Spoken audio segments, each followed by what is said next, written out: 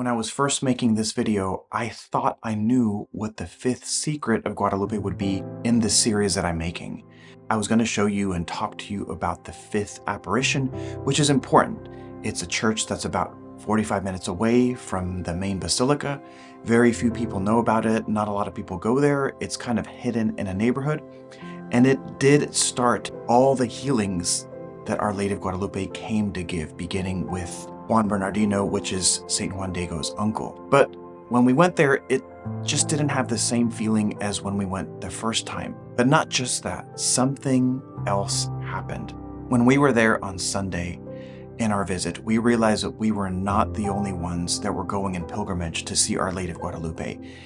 As you saw in that other video, hundreds of thousands of people showed up in pilgrimage, and I actually interviewed several of them. Obviously, they spoke in Spanish. I'll put those at the end of the video. But not just that I saw something else that I really think is the secret sauce, the amazing part about the apparitions of Our Lady of Guadalupe, which is one of, and the beginning of 12 major apparitions from 1531, where she appeared in Mexico, to an apparition in Syracuse that happened in 1953. I actually have a coffee mug that has all of the apparitions in chronological order.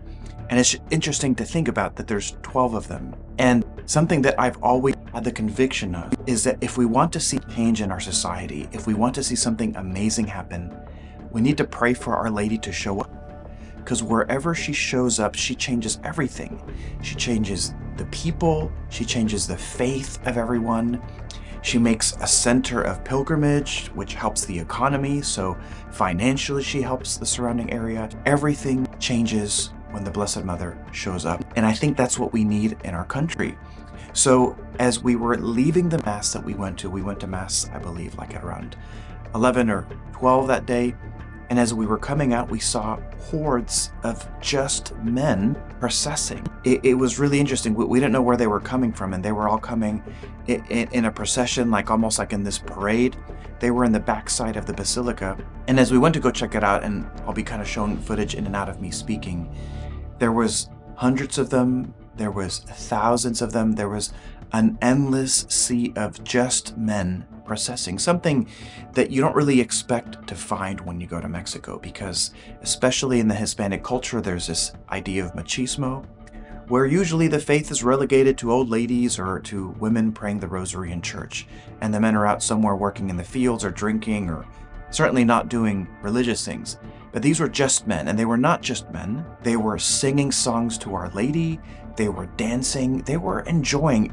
It was as if you would see the same enthusiasm that men would have for sports, except they had it for the Blessed Mother. And that's been another conviction of mine, that if you go to any sports event, and if you just think to yourself, if only these people loved Jesus as much as they love football, hockey, basketball, or soccer, or you name it, if they showed the exact same devotion, our country, we'd be all saints.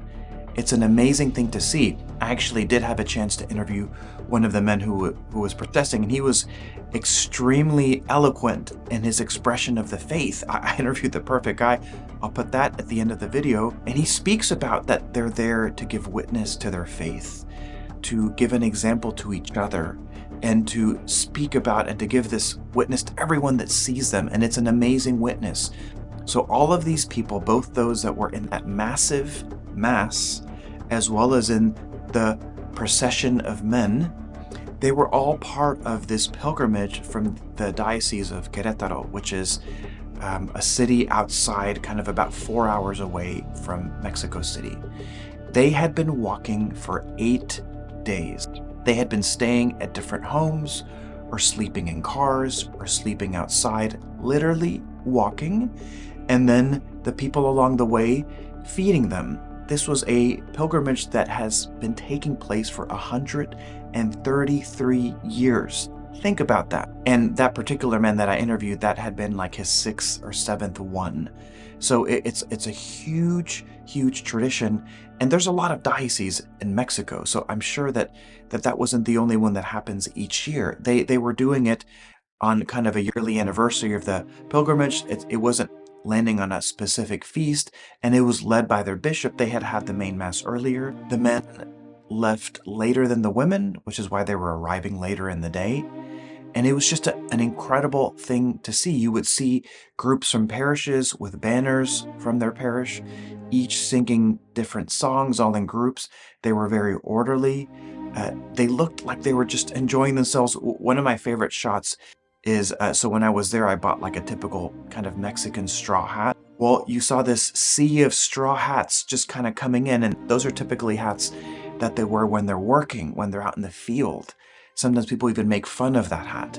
And just to see a sea of these Mexican hats processing to Our Lady, it was unbelievably moving.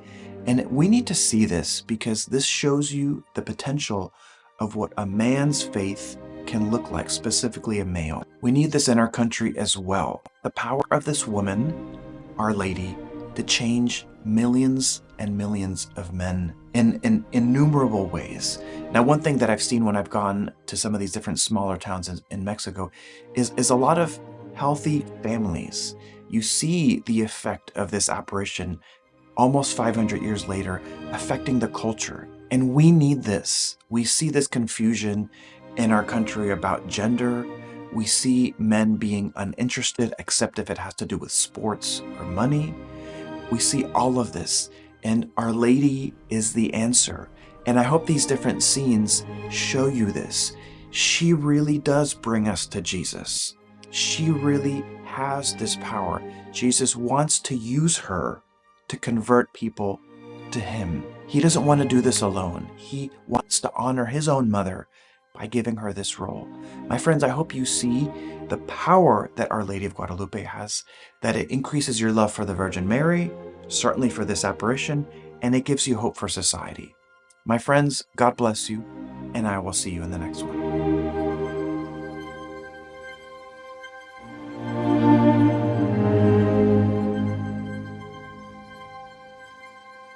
¿Cómo se llama? Mi nombre es Sergio Efrén Maldonado Alvarado. ¿Y de dónde es? Vengo del municipio de San Juan del Río, en el estado de Querétaro. Okay. Tengo 33 años de venir de peregrino a ver a Nuestra Madre Santísima de Guadalupe. ¿Y vienen todos los años aquí a esto? Todos los años en el mes de julio venimos, exceptuando ahora por pandemia. 3 años se suspendió, pero hoy nuevamente estamos aquí. Sí. Con fe, con amor, con esperanza, viniendo a ver a Nuestra Señora del Cielo. ¿Y cuántos días viene caminando? Mira, yo salí de la ciudad de Querétaro, son 8 días a pie. Salimos el domingo a las 5 de la mañana de la ciudad de Querétaro. Sí. Pero hay otros hermanos que traen 16 días a pie, vienen desde la Sierra Queretana. Sí. ¿Y algunos vienen en carro o todos vienen caminando? Todos venimos caminando. Vemos el esfuerzo de adultos mayores, de jóvenes, de adultos, de niños. Sí. Vivir este hermoso retiro, es un retiro espiritual, porque vienes y te alejas de lo cotidiano para enfocarte a tener ese encuentro con nuestro Señor Jesucristo y con nuestra Madre del Cielo. Sí. ¿Y usted viene con su familia o con quién? ¿Solo son amigos de la parroquia? Son amigos de la parroquia, son familiares. Acá atrás viene mi señor padre, mi padrino, que son adultos mayores, personas de más de 75 años, que vienen con un esfuerzo, caminando un poquito, en tramos, en ratitos, porque ya no tienen la vitalidad de los más jóvenes, pero aquí están demostrando su fe. ¿Y dónde están las mujeres? Las hermanas peregrinas entran unas horas antes que nosotros. Es una columna independiente, ellos salen un día antes de la ciudad de Querétaro, lo mismo de la sierra, traen un día más de caminar, pero el día de hoy nos conjuntamos todos aquí, hermanos ciclistas, hombres, mujeres, hermanas peregrinas y la peregrinación varonil. Esta peregrinación como tal, la varonil, hoy día cumple 133 años. Sí. Increíble eso. De venir a caminar a Nuestra Madre Santísima. Sí. Es algo hermoso. ¿Y cómo se regresan? Nos regresamos algunos en vehículos personales, particulares. Otros utilizan pues los autobuses que van a nuestros destinos, a nuestros lugares de residencia, lo más cercano, los municipios, a la sierra. ¿Y usted lo hace cada año por una cierta intención o por algo de su familia o por la experiencia que viene a recibir? Mira, principalmente lo hacemos por fe. Sí. Reafirmamos nuestra fe en nuestro Señor Jesucristo, en el dador de vida, en nuestro Padre Celestial. Pero ante todo este hermoso sentimiento de venir a ver a nuestra a nuestra Madre, a la Señora del Cielo, a esta señora Namonantzin Coatlajupeu, Otonantzin Coatlajupeu, Otonantzin María de Guadalupe, en el agua propio del Nicanmapogua, donde se narra las apariciones. Se cuenta la trascendencia de este momento histórico, aquel 12 de diciembre de 1531. Pero venimos movidos por fe, impulsados, y dentro de esa fe es venir a agradecer por los favores recibidos, venir a pedir su intercesión ante su Hijo, nuestro Señor Jesucristo, y ante el Padre. Vienen estos hermanos a poner en sus manos sus necesidades, sus problemas, o agradecer un milagro recibido en sus familias, un milagro de amor, de vida. A eso venimos, a manifestar ese hermoso encuentro con ella y agradecer, a decirle gracias por todo. Qué lindo ver esto para nosotros. ¿Qué ha sido lo más bonito que ha visto en el camino? En el camino, pues te reitero, esa manifestación de fe, de amor, de los niños, de los jóvenes, de los adultos jóvenes, de los adultos mayores, de los ancianos.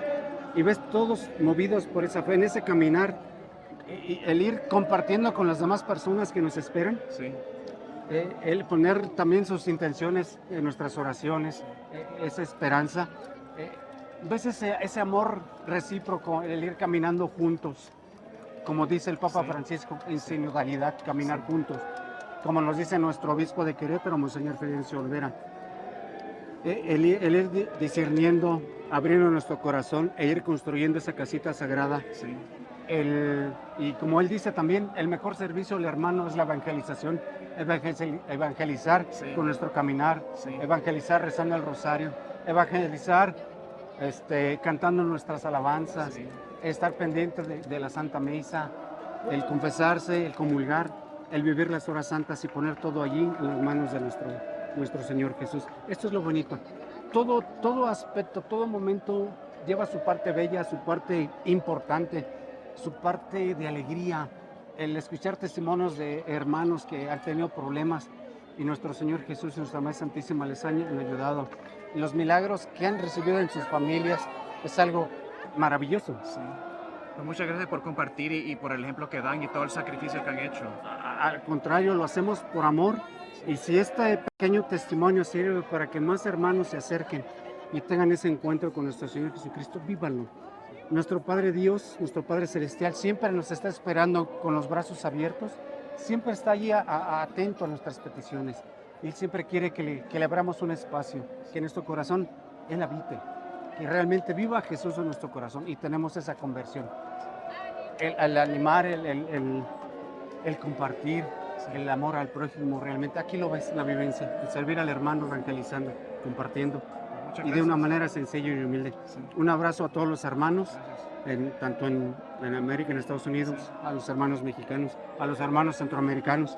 Alguna vez fuimos una sola nación, hermanados por cultura, pero sobre todo somos una sola nación porque todos somos hijos de Dios, todos somos hijos de María Santísima, y tenemos el mismo Señor a quien servir, a quien obedecer y a quien compartir este amor, dar testimonio del amor a Dios. Muchas gracias a ustedes, que estén todos bien en sus hogares, que el Padre Celestial, nuestro Señor Jesucristo, nuestra Madre Santísima de Guadalupe, les llenen de bendiciones hoy, mañana y siempre. Gracias. A la orden, hermano.